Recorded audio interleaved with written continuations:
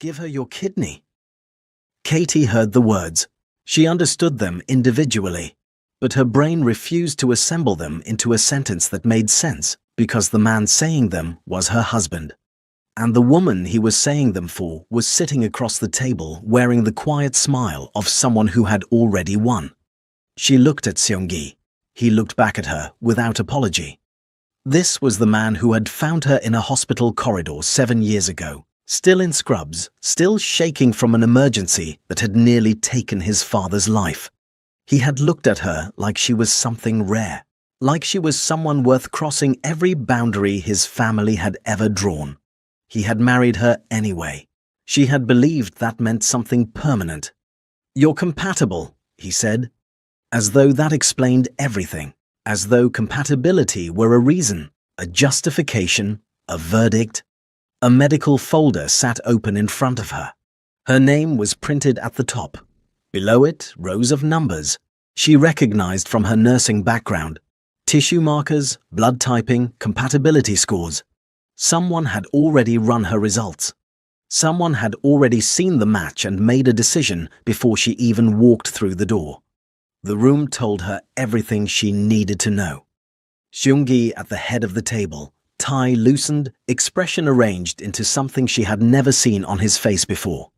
Not cruelty exactly, but certainty. His mother to his right, hands folded, watching Katie the way you watch something fragile that is about to break. 2 lawyers at the far end, folders open, pens ready. And Han Ji-won at the center, pale and composed, her illness making her look fragile, suitable. Everything Katie had heard whispered at galas, in the careful way certain board members' wives changed the subject when she approached. As in, everything Katie was not. "Ji-won needs a kidney transplant," Seung-gi's mother said. Her voice was not unkind. That almost made it worse. "Her condition is advanced. Your compatibility results came back stronger than anyone expected. The family believes this is the right path forward." The family believes. Katie set her hands flat on the table. "Seung-gi." His name came out steadier than she felt. "She is the woman you have been seeing." He didn't flinch, didn't deny it. Just held her gaze with the patience of a man who had already made his peace with what he was about to do. "She's the future of this family," he said. Something cracked open quietly inside her chest. "What am I?" The room went very still. His answer came without hesitation, without remorse, without even the decency of looking away. "A mistake." Consent forms slid across the table toward her. Donation agreements, post-operative care arrangements already outlined, compensation figures already typed in neat columns, as though her answer were a formality, as though her body were an asset to be transferred. Ji-won looked at her with something arranged to resemble gratitude. "Thank you for helping save my life." Katie looked at the papers for a long moment. Then she pushed them back. "My body isn't spare parts for your mistress." Seung-gi's expression hardened into something final. "Give her your kidney, Katie." She stood, her legs held, her hands were steady. She would be grateful for that later, that she had not trembled in front of them. "No." He looked at her across 7 years of marriage, across the wreckage of everything she had believed in, and delivered the last sentence like a door closing. "Then you are no longer my wife." She made it to the street before her body gave out on her. She sat on the bottom step of the Kang mansion in the dress she had worn to their 3rd anniversary dinner and pressed both hands flat against her stomach without understanding why. The city moved below her, indifferent and bright. 7 years, 1 sentence. She didn't cry yet. The pain was still too large. It needed room first. It needed time to understand its own size. She gave it the night. The Kang family held their press conference 3 days later. Katie watched it from a hotel room she had paid for with her own credit card, the one account Seung-gi's name had never touched. She sat on the edge of the bed in yesterday's clothes and watched her marriage being explained to strangers on a television screen. The family's spokesperson was polished and precise.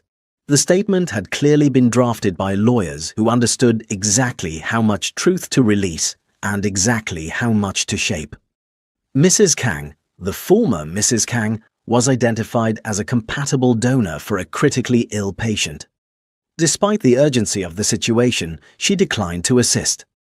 Mr. Kang, citing irreconcilable differences, has filed for divorce.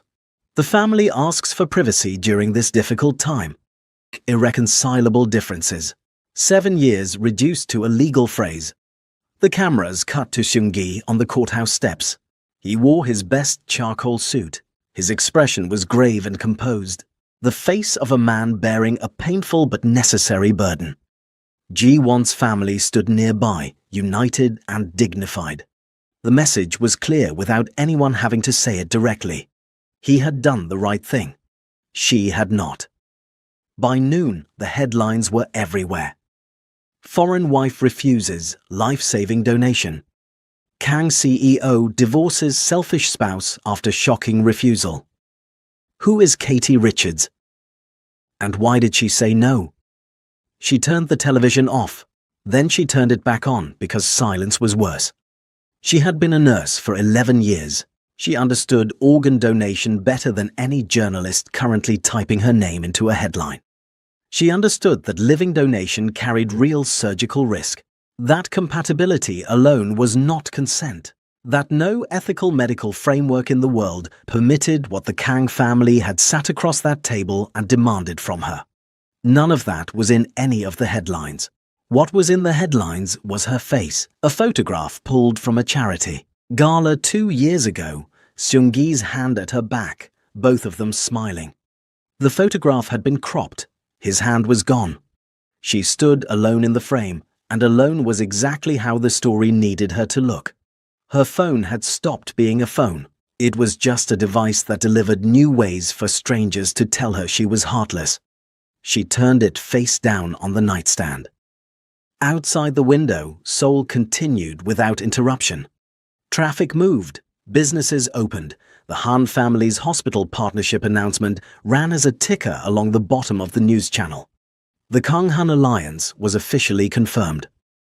Seung-gi's company was saved. Everything he had traded her for was proceeding exactly as planned. She thought about calling her mother in Atlanta.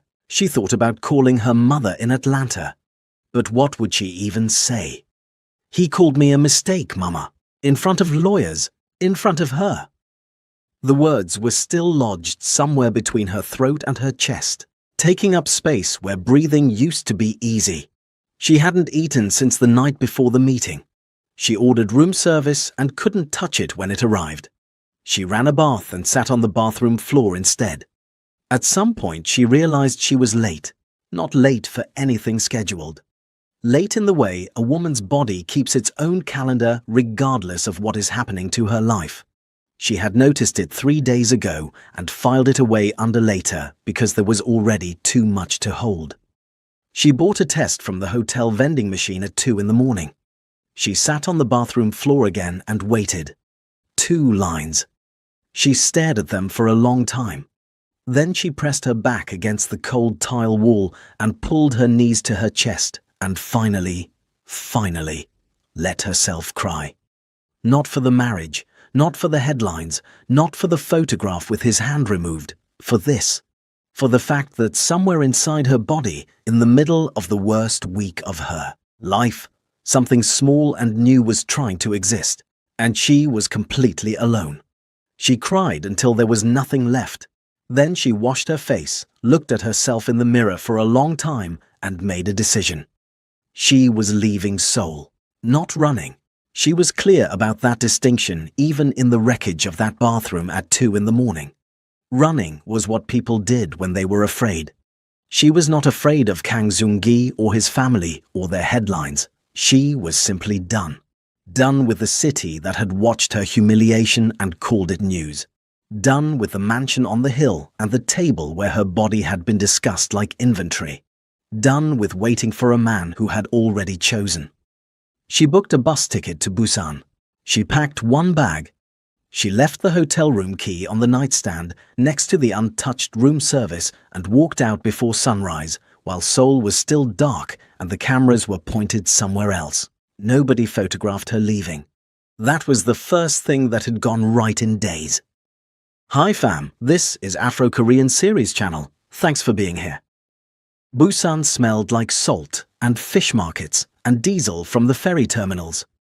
Katie stood outside the bus station with one bag and no plan beyond not Seoul, and watched the rain come in off the water in grey sheets. It was early morning. The city was just waking up. Vendors were pulling tarps off their stalls. A grandmother was arranging persimmons in careful rows on a folding table. A child ran past in yellow boots, jumping every puddle deliberately. Nobody knew her name here. That alone felt like oxygen. She found a room in a small guest house near Jagalchi Market. The owner was a woman in her 60s who asked no questions, charged reasonable rates, and left a thermos of barley tea outside Katie's door every morning without being asked. Katie would come to think of that thermos as the kindest thing anyone did for her in the first 2 weeks. She slept for most of those 2 weeks, not peaceful sleep. The kind that comes from a body that has been running on adrenaline and shock, and finally has nowhere left to go. She would wake at odd hours, heart pounding, reaching for a phone full of notifications she had stopped reading. She would lie in the dark and listen to the market sounds rising from the street below and remind herself where she was. Busan. You chose this. You are not running. You are done. The baby was still there. She hadn't decided what that meant yet. She only knew she wasn't alone. She had made an appointment at a small clinic 2 neighborhoods over, far enough from Jagalchi that she was unlikely to run into anyone who might recognize her face from the headlines. The doctor was young and thorough and professional. He confirmed the pregnancy, gave her vitamins, answered her questions without commentary. She walked home along the waterfront afterward. The sea was enormous and indifferent, and she found that comforting in a way she couldn't fully explain. It didn't know about Kang Seung-gi. It didn't know about the press conference or the cropped photograph or the headline still circulating in Seoul. It just moved, the way it had always moved, completely unconcerned with the smallness of human cruelty. She sat on a bench and put her hand on her stomach. I don't know what I'm doing, she told the baby silently. I don't know how any of this works from here, but I'm not leaving you. Whatever else happens, I'm not leaving you. She meant it completely. 12 days after she arrived in Busan, she woke at 3 in the morning with cramping so severe she couldn't stand upright. She knew what it was before she reached the hospital. A nurse knows. The body tells the truth even when the mind refuses it. She lay in a small examination room while a doctor she had never met spoke to her in careful Korean, and she understood every word and she wished she didn't. 8 weeks. The stress, the trauma, the body under sustained assault finally surrendering something it could not hold under those conditions. The doctor was kind. He said all the things doctors say. Katie stared at the ceiling and felt something go very quiet inside her. Not numb. She had been numb in the hotel room in Seoul, staring at headlines. This was different. This was the specific silence that follows a loss so complete that grief hasn't found its shape yet. It was still formless, still learning what it was. She thought about Seung-gi, not with love, not even with anger yet. Just the flat, terrible recognition that he didn't know. That somewhere in Seoul he was finalizing alliance paperwork and attending board meetings and building the future he had chosen. And he had no idea that the child they had never discussed, the child she had discovered alone in a hotel bathroom at 2 in the morning, was gone. He would never know. She decided that in the examination room, staring at the ceiling. Not yet. Someday she would tell him. When she was standing somewhere, he could never reach her. When the telling of it would cost her nothing and take everything from him. But not yet. Right now, she needed to survive this. She checked herself out of the hospital before sunrise, walked back to the guest house in the grey early morning, found the thermos of barley tea outside her door. She sat on the floor of her small room, both hands wrapped around the warm thermos, and let herself feel the full weight of everything she had lost: the marriage, the life, the city, the child. She sat with all of it. Then, slowly, she drank the tea. And when the cup was empty, she made the decision that would define the next chapter of her life. Enough grieving what he took. Start building what he can't touch. She didn't know yet what that looked like, but she knew it started here, in this room, in this city that didn't know her name. That was enough for one morning. January in Busan was cold and relentless. Katie got a job at a small private clinic 3 weeks after the miscarriage. Not because she was ready, because the alternative was lying in the guest house room, counting the water stains on the ceiling and letting the silence become something she couldn't climb out of. Work saved her. It always had. The clinic was understaffed and unglamorous. Long hours, difficult patients, equipment that was older than it should have been. The lead physician, Dr. Shin, was a practical woman in her 50s who had looked at Katie's nursing credentials, asked 2 questions, and hired her on the spot without once mentioning anything she might have seen in the news. Katie suspected Dr. Shin had seen the news. She never brought it up. Neither did Katie. That unspoken agreement became the foundation of something that slowly, carefully began to resemble respect. The first month was just survival. She worked, she ate because her body required it. She slept when exhaustion made it unavoidable. She called her mother in Atlanta finally, a conversation that lasted 2 hours and left her wrung out and somehow lighter, the way crying with someone who loves you is different from crying alone. Her mother wanted her to come home. Katie understood why. She also understood that going home meant accepting that Seoul had broken her. And Seoul had not broken her. It had tried. It had taken things from her that she would grieve for a long time. But broken was a different thing entirely.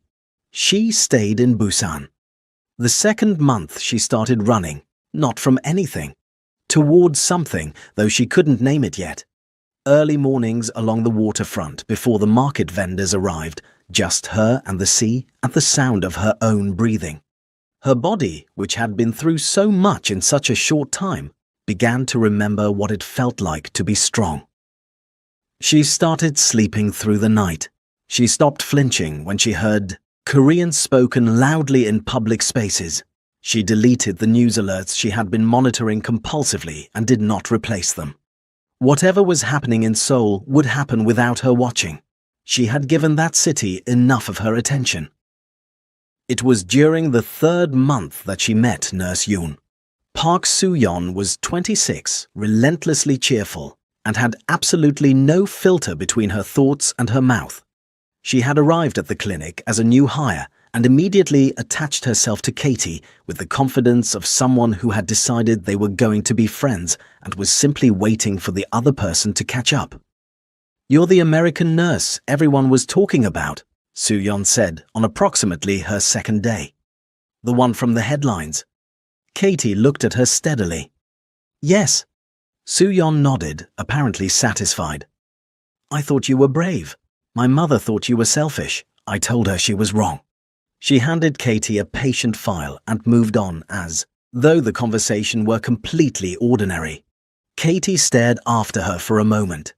Then, for the first time in 3 months, she almost smiled. Soo-yeon became the first piece of a life Katie was building without a blueprint. They ate lunch together on the clinic steps when the weather allowed. Soo-yeon talked constantly about her family, her boyfriend's annoying habits, a drama she was watching, a restaurant she had discovered. Katie mostly listened. But listening, she was realizing, was its own form of returning to the world. You couldn't listen to someone talk about their ordinary life without slowly remembering that ordinary life was still possible, that it was still available to her if she chose it. 4 months after arriving in Busan, Katie sat in Dr. Shin's office after a long shift and told her the full story. Not because she owed it to her, because she was tired of carrying it alone, and Dr. Shin had the particular quality of a woman who had heard difficult things before and knew what to do with them. Dr. Shin listened without interrupting. When Katie finished, there was a long silence. "I know someone," Dr. Shin said. Finally. "A transplant surgeon in Seoul. Dr. Bennett. He works in medical ethics. He has been investigating certain practices at large private hospitals." She paused. "I think your case would interest him." Katie shook her head slowly. "I'm not ready to go back to Seoul." "You wouldn't need to. He travels. He comes through Busan every few months." Dr. Shin looked at her directly. "I'm not telling you what to do, Katie. I'm telling you that what happened to you had a name, and there are people working to make sure it doesn't happen to anyone else." Katie looked out the window at the dark waterfront. She thought about the examination room ceiling, the decision she had made. Enough grieving what he took. Start building what he can't touch. She didn't know yet what Dr. Bennett's work would mean for her future, but she recognized an open door when she saw one. "Set up the meeting," she said. While Katie was learning to run again, Seoul was learning what it felt like to fall. It started quietly, the way most collapses do. 3 months after the divorce, Han Ji-won's recovery from her transplant surgery was declared a success. The Kanghan engagement was announced at a private dinner attended by every name that mattered in Seoul's medical and financial circles. Seung-gi stood beside Ji-won in photographs that ran in every major business publication. He looked like a man who had made the right choice. He was not yet aware of what was underneath him. The first crack appeared in the contracts. A mid-tier hospital group that had been in quiet negotiations with Kang Medical for 18 months suddenly withdrew. No explanation given publicly. Privately, their CEO had received documentation, source unknown, showing that Kang Medical's expedited donor search program had identified and approached 11 potential living donors over 4 years. Katie Richards was not the only name on that list. She was simply the only one who had said no loudly enough to make news. The documentation landed on the desk of a journalist named Park at the Busan Ilbo. She sat on it for 3 weeks while she verified her sources. The second crack appeared inside the house. Seung-gi had assumed that marrying Ji-won meant inheriting the Han family's loyalty. What he had not fully understood was that the Han family did not offer loyalty. They offered utility, and utility had terms. Within 2 months of the engagement, Han Ji-won's uncle had been installed on Kang Medical's board. 2 senior executives Seung-gi had worked with for a decade were quietly replaced with Han family appointments. Financial decisions that had previously required Seung-gi's signature were restructured to require board approval. His name was still on the building. His authority was becoming decorative. He raised it with Ji-won one evening over dinner. She looked at him with an expression he had never seen directed at him before. Patient, faintly amused, the expression of someone explaining something obvious to someone who should have understood it much earlier. "My family invested in this company, Seung-gi. Did you think that came without structure?" He stared at her. "You knew this was the arrangement," she said simply. "You agreed to it." He thought about arguing. The words died somewhere before they reached his mouth, because she was right. He had agreed to it. He had been so focused on saving the company, on silencing the board, on managing the crisis, that he had signed documents his lawyers had summarized rather than reading them himself. He had handed her family the keys while he was busy changing the locks on a different door. The third crack appeared when he looked for Katie. He told himself it was practical. There were shared financial accounts still to finalize, a property in Mapo-gu still in both their names. Administrative details requiring her signature. He told himself that. His assistant made inquiries. The hotel she had stayed in after the press conference confirmed she had checked out the morning after the divorce filing. No forwarding address. Her phone number had been disconnected. Her Seoul bank account had been closed. She had not gone back to America. Her passport activity showed no international departures. She was somewhere in Korea, somewhere she had chosen not to be found. He stood at the window of the office that was slowly ceasing to be his and looked out at the city and felt, for the first time, the specific discomfort of a man who has made an irreversible decision and is only now beginning to understand what irreversible means. He had called her a mistake. He remembered the way she had stood up from that table, hands steady, spine straight, the complete absence of begging that he had expected and she had refused to provide. A mistake. The word tasted different now. In Busan. Katie finished her shift, changed out of her scrubs and walked to the waterfront. The sea was doing what it always did. She had a meeting with Dr. Bennett scheduled for the following week. She had spent 3 evenings reviewing his published research on donor coercion in private medical institutions. His work was careful and precise and angry in the way that only deeply ethical people allow themselves to be angry. Quietly, structurally, building cases that couldn't be dismissed. She recognized something of herself in that approach. Soo-yeon had texted her a photograph of a new restaurant near the market with the message, Tuesday. No arguments. You need galbi. Katie looked at the message and felt something she hadn't felt in months. Hungry, not just for food, for what came next. Dr. Misung Bennett was not what Katie expected. She had read his papers, absorbed his methodology, built a picture in her mind of someone older, more institutional, the kind of man who wore his credentials like armor and spoke in the careful language of academia. Someone impressive but distant. The man who walked into Dr. Shin's office on a Thursday afternoon was tall, unhurried, and carrying 2 cups of coffee from the market stall downstairs, like he had been here before and knew exactly what the building needed. He set 1 cup in front of Katie without asking. Dr. Shin tells me you're a nurse, he said, settling into the chair across from her. 11 years, Seoul, and before that, Atlanta. That's right. She also tells me what happened to you. He looked at her directly, not with pity, with the focused attention of someone who understood exactly what he was looking at. I'm sorry, what the Kang family did had a name and it was coercion, full stop. Katie wrapped both hands around the coffee cup. Nobody had said that to her yet, not in those words, not that cleanly. Tell me everything, he said. Take your time. She did. It took 2 hours. Mi-sung listened the way good doctors listen, completely, without interrupting, without arranging his response while she was still speaking. He asked 3 questions, all of them precise, all of them aimed at details that would matter in documentation rather than drama. When she finished, he was quiet for a moment. You're not the first, he said. Kang Medical has been running an expedited donor program for elite patients for at least 4 years. We have 11 names. Yours is the only case where the target refused and went public, even accidentally. He paused. Which means yours is the only case with a paper trail attached to a face the public already knows.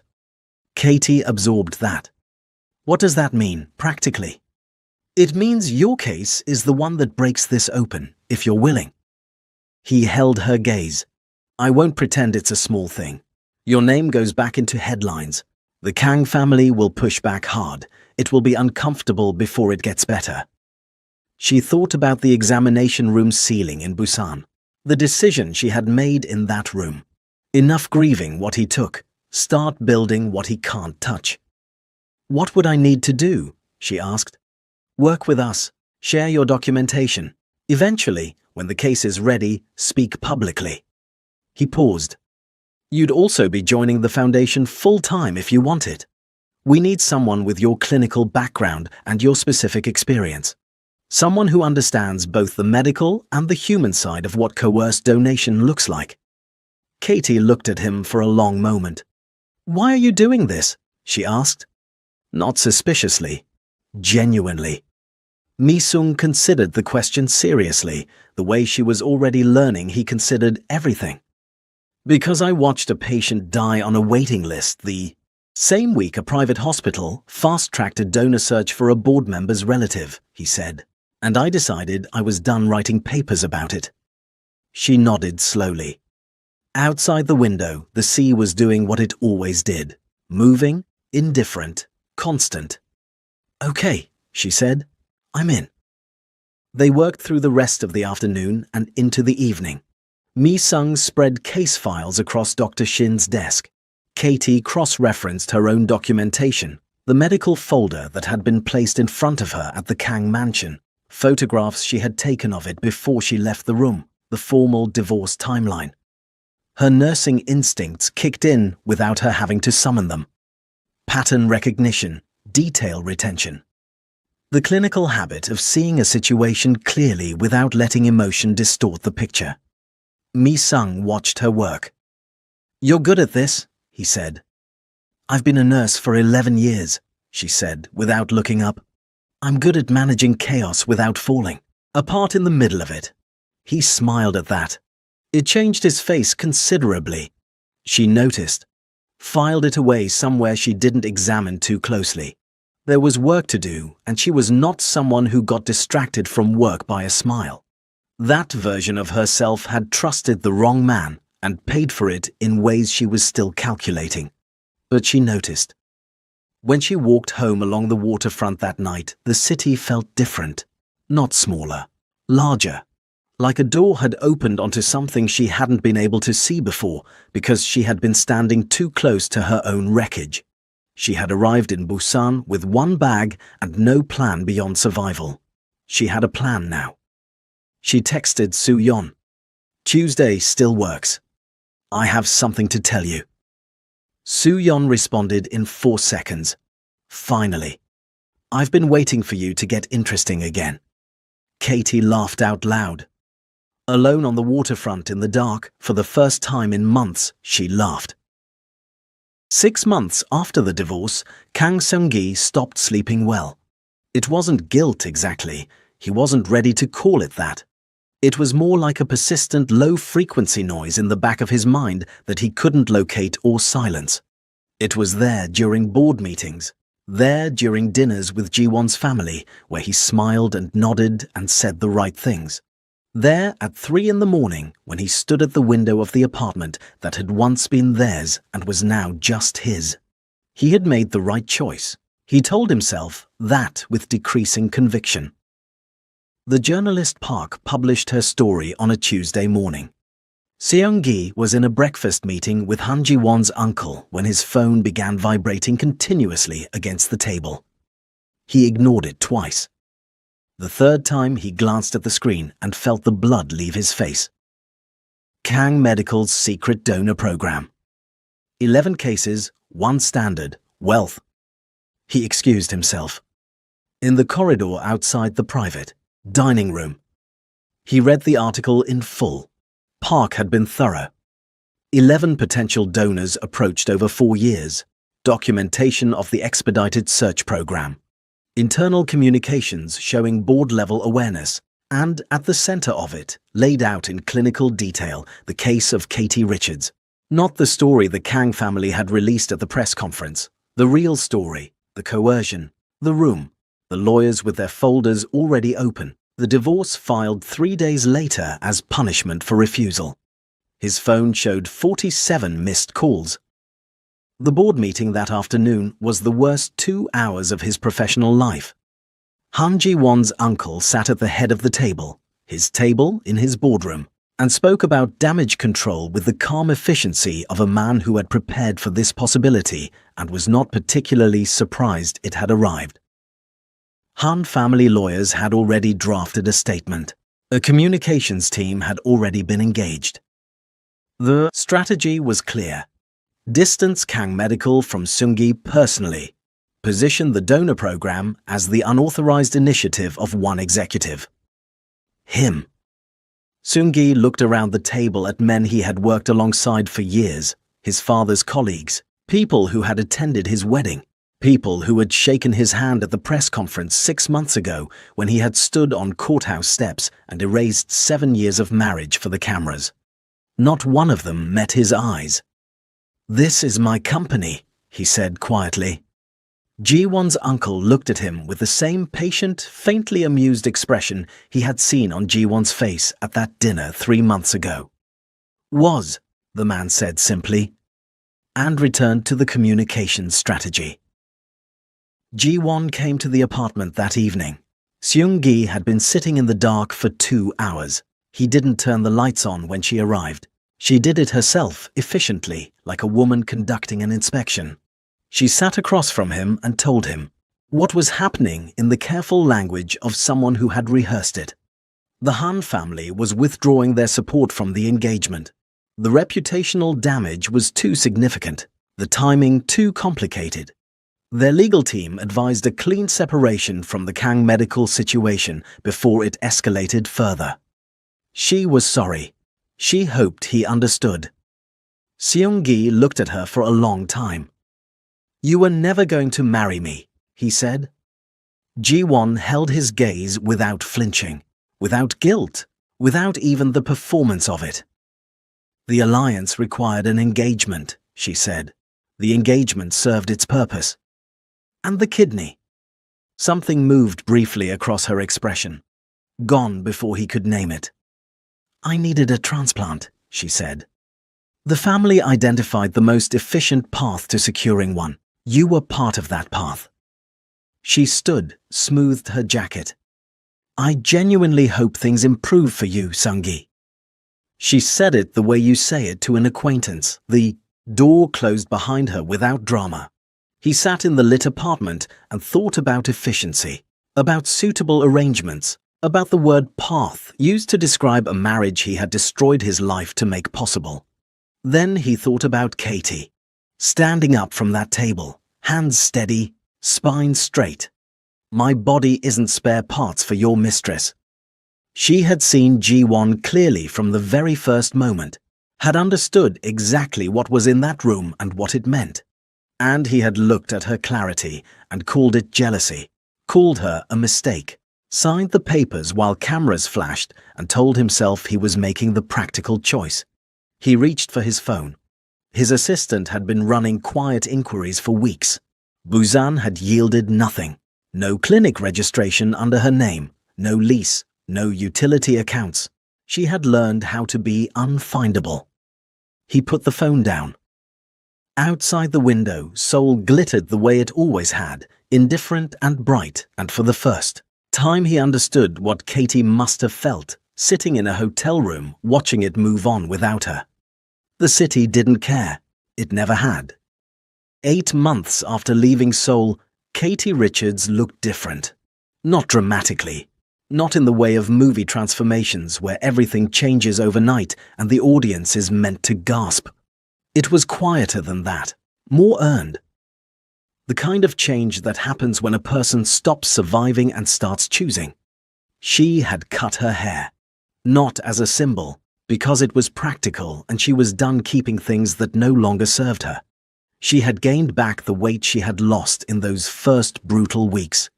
Her shoulders sat differently, straighter.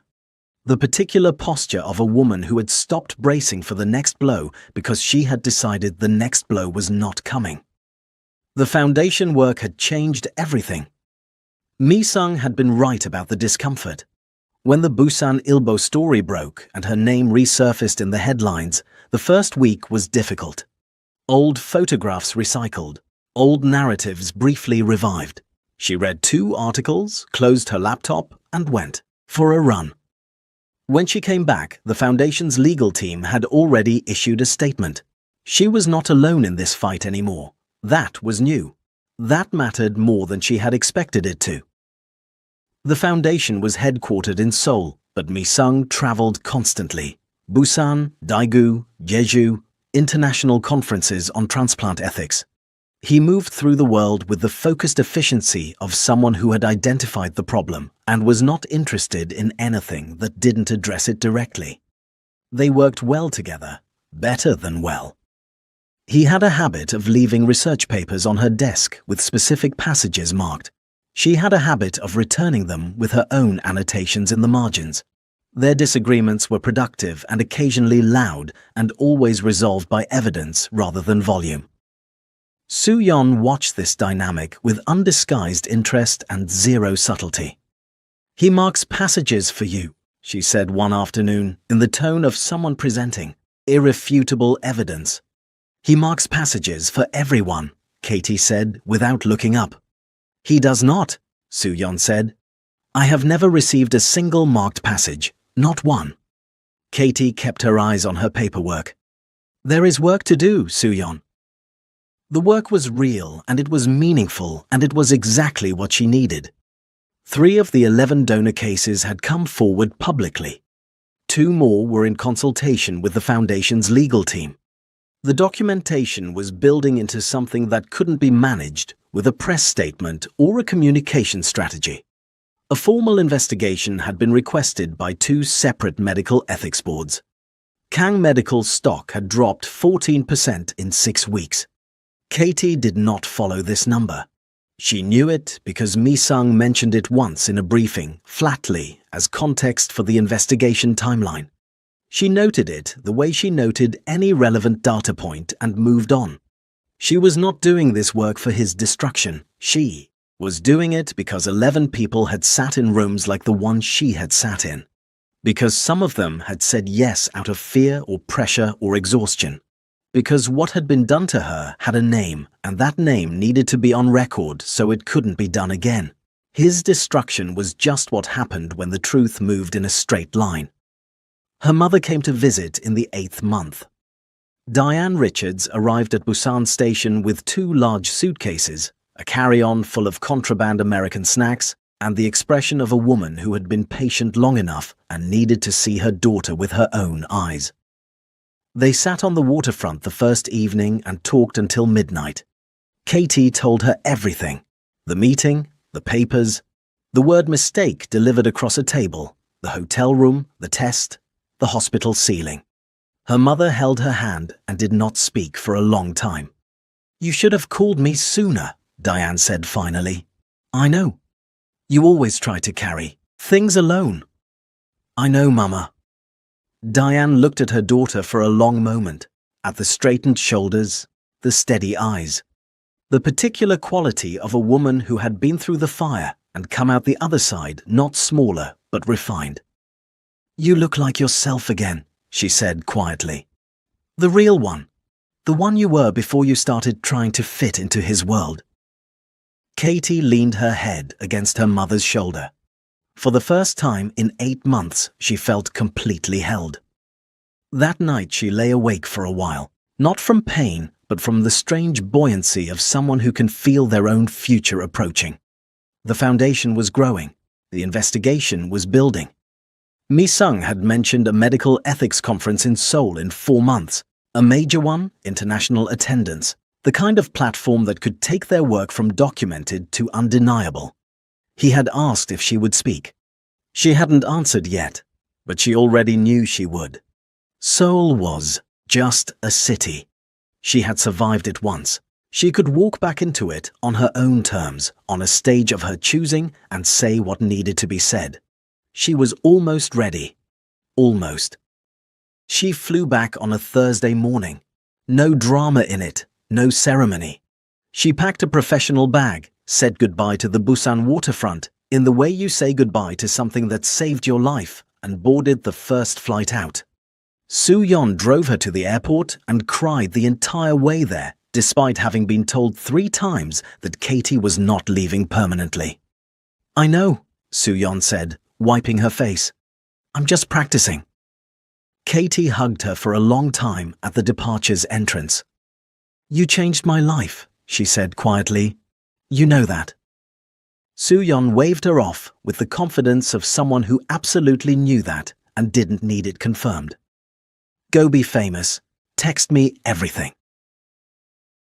The foundation had arranged accommodation in Mapo-gu. Katie stood outside the building with her bag and looked at the neighborhood she had once shared with Seung-gi. Different street, different life. The city looked exactly as she remembered and felt entirely different, the way places do when you return to them changed. Seoul had not changed. She had. That was the only thing that mattered. She unpacked methodically, made tea, reviewed her conference materials, and slept 8 uninterrupted hours in a city that had once broken her. That felt like something worth noting. The International Medical Ethics Conference opened on a Friday at a hotel in Gangnam. 400 attendees, physicians, researchers, legal professionals, medical ethicists from 14 countries. The kind of room where the right words at the right moment could move from conversation to policy. Katie arrived early. She wore a deep green dress she had bought in Busan 3 weeks ago specifically for this. Not armor, just the deliberate choice of a woman who understood that how you enter a room communicates something before you speak. Mi-sung found her in the corridor outside the main hall. He looked at her for a moment without speaking. "You're ready," he said. It wasn't a question. "I've been ready," she said. "I just needed the right room." She was scheduled for the afternoon session. The morning passed in panels and presentations and the particular energy of a room full of people who cared deeply about the same problem. Katie sat and listened and felt the sureness in her chest settle into something calm and immovable. She had written her remarks carefully, not as a victim's testimony, as a clinician's account. She would present her case the way she would present any medical case, with precision, with documentation, with the specific detail that made it impossible to dismiss or reframe. She had not prepared for what happened before she took the stage. She saw him in the lobby during the lunch break. Kang Seung-gi was standing near the entrance, not attending the conference. He had no place here anymore, but present in the way of a man who had run out of other options. He looked smaller than she remembered. Not physically. Something internal had compressed. The particular diminishment of a man whose context has been removed and who doesn't know who he is without it. He saw her at the same moment. He took a step forward. Katie stopped walking, looked at him with the clear, level gaze of a woman who had sat on a bathroom floor in Busan and decided what this moment would cost her. Nothing. It would cost her nothing. A foundation colleague appeared at her elbow, young, efficient, already steering her toward the dining room with the practiced ease of someone managing a speaker's schedule. "Dr. Richards, the panel lunch is this way." Dr. Richards, not Mrs. Kang, not the foreign wife, not the woman in the headline with her husband's hand removed from the photograph. Dr. Richards. She had gone back to school during the Busan months. Quiet enrollment, online coursework, the credential she had been postponing for years finally completed. It had felt like reclaiming something that had always belonged to her. She looked at Seung-gi for one more moment. Then she turned and walked toward the dining room without a word.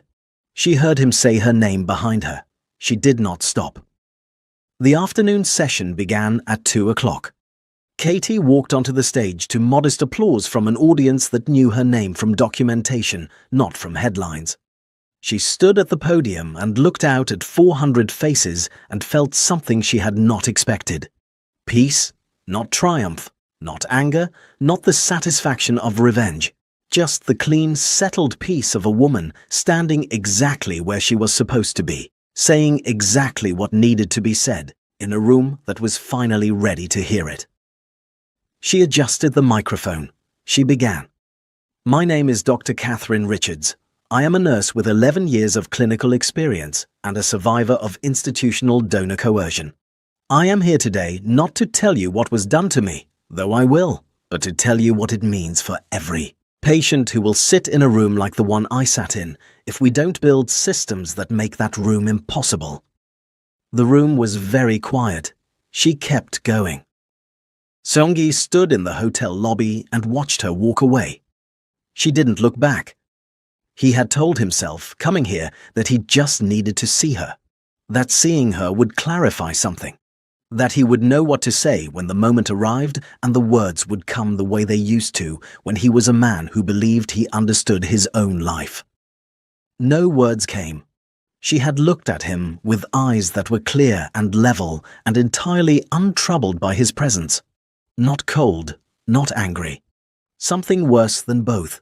Indifferent in the specific way of someone who has processed a thing completely and filed it under finished. He was finished.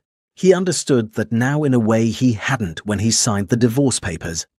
Then it had felt like a decision, a choice with costs he had calculated and accepted. Standing in this lobby, watching her disappear into a room full of people who called her Dr. Richards, it felt like the full weight of that choice arriving all at once, 11 months, late, with no remaining option for appeal. He left the hotel before her afternoon session began. He couldn't sit in that room. The formal investigation findings were released 2 weeks later. Seung-gi read them alone in the apartment that had once been theirs. The document was 43 pages. He read all of them, not because his lawyers hadn't already summarized the key points, because he owed it to himself to understand exactly what had been done in his name, in his hospital, under his chairmanship. 11 cases over 4 years, 7 donors who had consented under conditions the investigation classified as coercive. 3 who had declined and been quietly managed out of their professional positions within months. 1 who had declined publicly and been divorced and scapegoated before a national press conference audience. 1. Her name appeared 14 times in the document. He counted. The board voted to remove him as CEO on a Tuesday morning. It was not a dramatic meeting. No raised voices, no final speeches. Just a vote, cleanly conducted, and then the quiet administrative process of a man being separated from the thing he had sacrificed everything to protect. His mother called him afterward. He let it ring. She called again. He answered the second time because she was his mother and because some habits survive everything. "I told you," she said, not unkindly. Worse than unkindly, tiredly. As though this outcome had always been visible to her, and she had simply been waiting for him to arrive at it. "I told you that woman had a spine made of something you weren't prepared for." Seung-gi said nothing. "She was good for you," his mother said. The past tense landing like a verdict. "You were too busy listening to me to see it." He had never heard his mother say anything like that before. He didn't know what to do with it. He sat in silence for a long time after she hung up. Ji-won married a Singaporean finance executive. 4 months after withdrawing from the engagement, the announcement ran in 3 business publications. The Han family alliance with Kang Medical was formally dissolved. The remaining Han board appointments resigned within the week. What was left of Kang Medical without the Han backing and without its reputation was a diminished thing. Investors who had stayed through the scandal finally made their decisions. His father's company. 3 generations of the Kang name on the building. Gone. He found the photograph by accident. Packing up the apartment, he was moving to something smaller, a word he was learning to live with. He opened a box from the study and found an envelope of photographs from the early years. Before the alliance pressure, before the board meetings and the whisper campaigns and the word suitable becoming a weapon. Katie at a beach somewhere south of Busan, laughing at something outside the frame, her head thrown back, completely unguarded. The particular joy of a woman who believed she was exactly where she was supposed to be. He sat on the floor of the half-packed apartment for a long time. He had called her a mistake. This woman.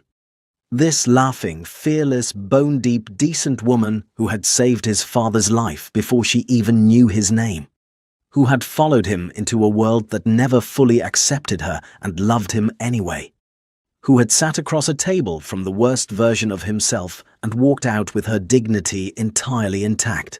He had called her a mistake. The word had never sounded so precisely wrong. He put the photograph back in the envelope. He finished packing. There was nothing left to do but live inside what he had chosen. 1 year after leaving Seoul, Dr. Catherine Richards was not who she used to be. Not better, not worse, something more accurate than either. The version of herself that existed before Seung-gi had been warm and capable and quietly brave. This version had all of those things plus the specific knowledge of what she could survive. That knowledge changed a person. settled them into themselves in a way that comfort never could. She had moved into a proper apartment in Mapo-gu, not the neighborhood she had shared with him. A different street, a different building, a view of the Han River that belonged entirely to her. She had furnished it slowly, deliberately, choosing each thing because she wanted it rather than because it fit someone else's idea of what the space should look like. It looked like her. Finally. The foundation had grown. What had begun as Mi-sung's careful documentation project had become something with real institutional weight. 3 hospital groups had voluntarily submitted to ethical audits following the investigation findings. 2 pieces of draft legislation around living donor protections were moving through committee. International partners had come on board from the UK, Canada, and Germany. Katie led the clinical education division. She traveled, she spoke, she trained hospital staff on recognizing and reporting coercive donor practices. She sat across tables from administrators who needed to hear difficult things and delivered those things with the steady, unsparing precision of a woman who had learned exactly what it cost when institutions protected themselves instead of their patients. She was good at it. She was better than good. Mi-sung asked her to dinner on a Wednesday evening in March, not a working dinner. He was specific about that, which she appreciated. No files, no agenda. Just dinner if she wanted. She thought about it for exactly 1 day. Then she said yes. It was a small restaurant near the river that he had clearly chosen carefully, quiet, unhurried, the kind of place that understood. People came there to actually talk. They talked for 4 hours. Not about work, about Atlanta and what she missed and didn't miss. About the beach town in Cornwall where he had grown up. About the grandmother with persimmons at Jigalchi Market who had made Busan feel briefly survivable on her first morning there. He listened the way he always listened. Completely. At the end of the evening, he walked her home along the river, and they stood outside her building for a while, in the comfortable silence of 2 people who have already said everything important and are simply enjoying the aftermath. "I'm not the same person I was a year ago," she said. "I know," he said. "I met her a year ago. I like this one better." She looked at him. "That's a very good answer," she said. He smiled. It changed his face considerably. She had stopped filing that away. Soo-yeon came to Seoul for a weekend, in April.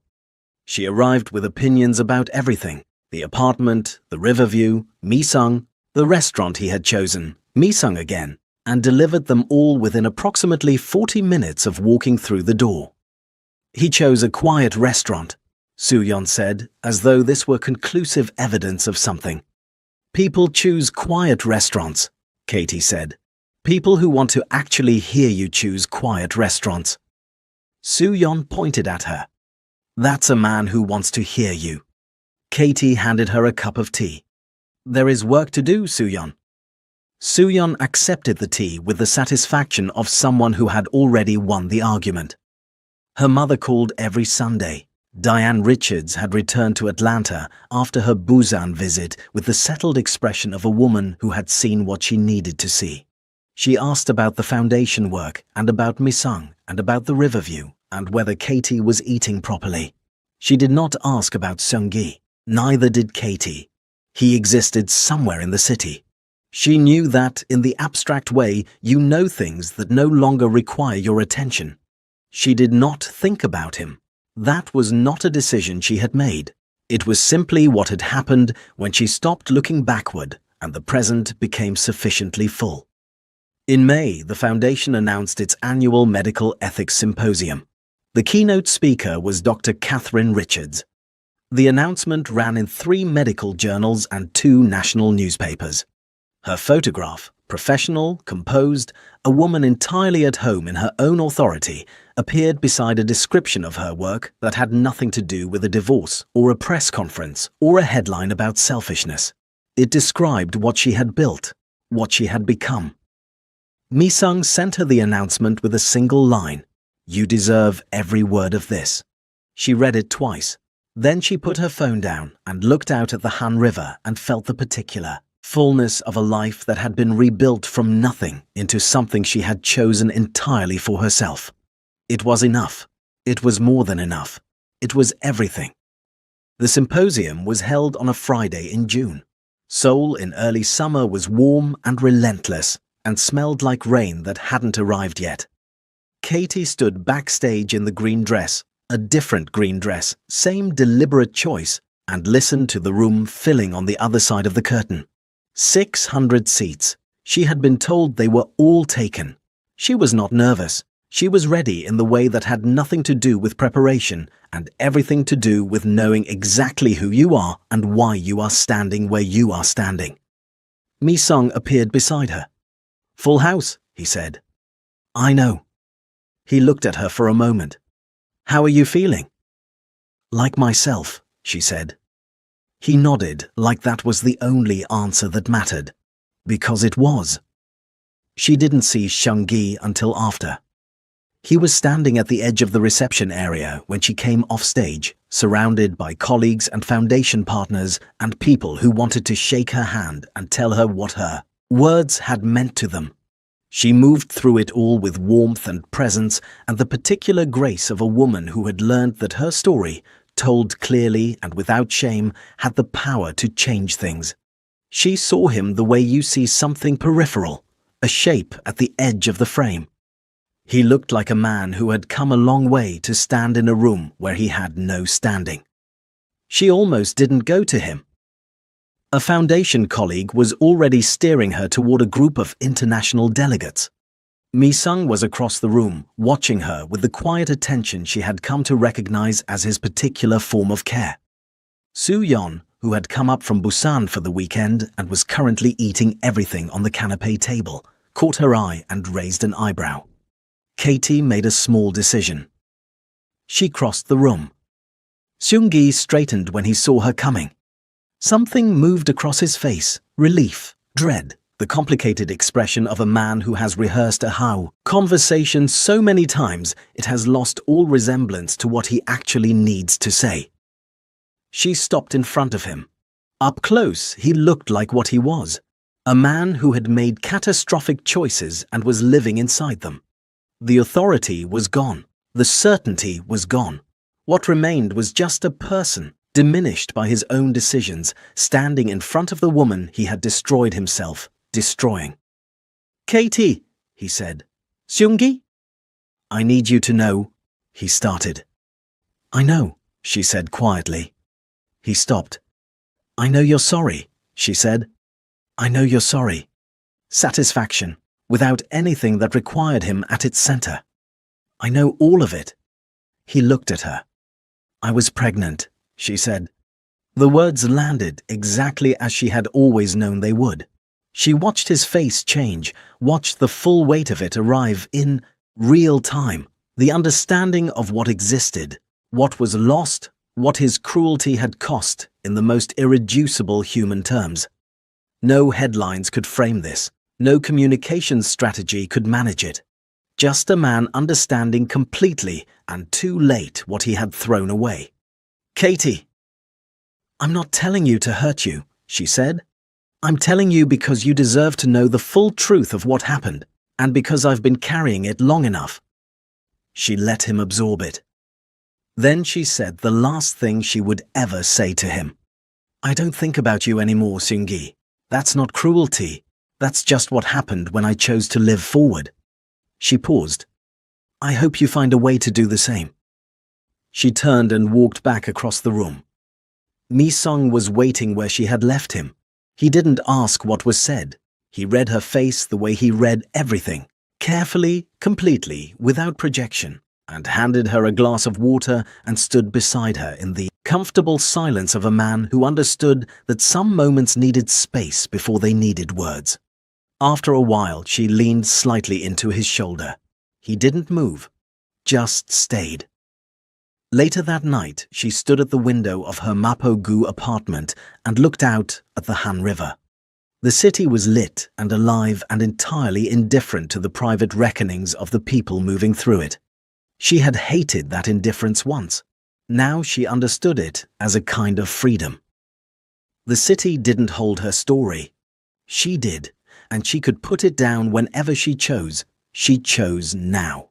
Not forgetting. Not forgiving in the way that required anything of her. Just the clean, deliberate act of a woman deciding that the past had taken enough of her present and was not getting any more of it. Seung-gi would wake up tomorrow in the life he had built from her wreckage. She would wake up in the life she had built from her own. That was justice, not the dramatic kind, not the kind that required her suffering or her rage or her continued attention. Just the quiet, permanent, undeniable kind. The kind that simply was. She turned off the light. She went to bed. She slept. If this story resonated with you, feel free to subscribe. Thanks for listening. See you in the next one.